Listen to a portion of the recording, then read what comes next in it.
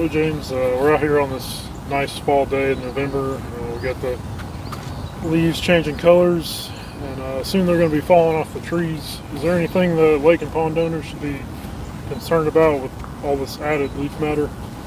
Well, the extra organic matter from the leaves falling can be an issue. As they accumulate on the lake bottom, they add to that real soft, silty muck, organic muck on the bottom. They can also accumulate on spillways and raise water levels. A couple of things that we can offer are beneficial bacteria applications, which will help break down the organic matter.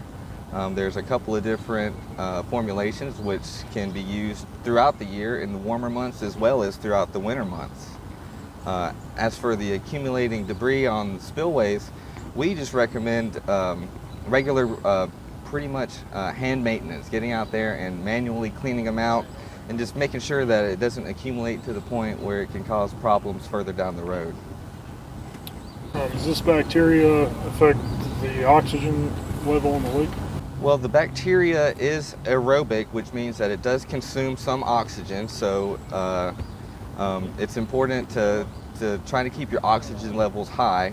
Typically in the colder months, they're going to naturally be higher, but if, say, you have a fountain or an aeration system, I would recommend you leave those on throughout the winter months. The cold isn't going to hurt them.